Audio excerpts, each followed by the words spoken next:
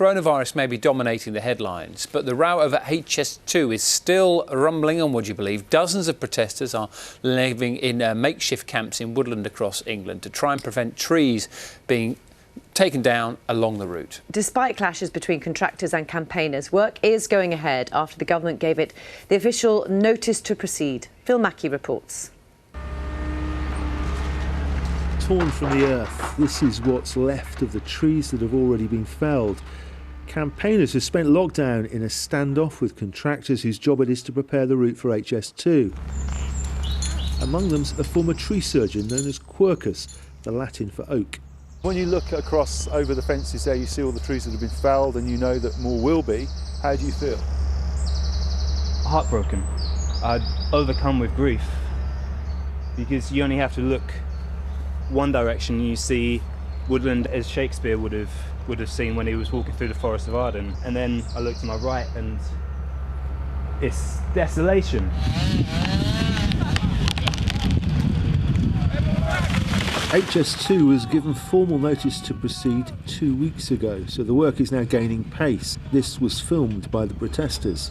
The camp was set up by locals from the Stop HS2 campaign, but others have joined from organisations like Extinction Rebellion.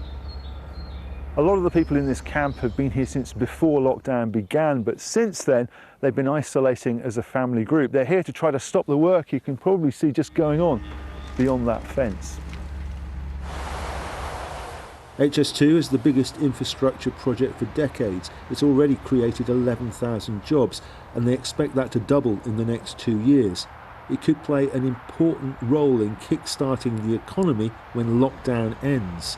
Its supporters say it has strong green credentials too. The amount of ancient woodland being taken down, this first phase of HS2, is about 0.01% of all ancient woodland in the country. So it's a tiny amount that we're talking about. And at the same time, it's got a whole host of pro-environmental measures that it's introducing. It's planting 7 million trees along this same route.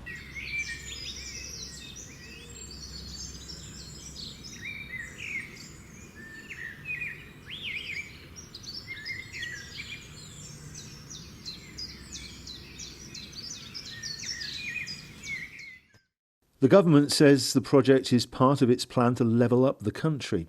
This is how the new Birmingham interchange station should look by the end of the decade. It seems a long way from the brook babbling on its way past the bluebells. But the distant hum of diggers is a reminder that beyond the fence, HS2 is coming. Phil Mackey, BBC News, Warwickshire.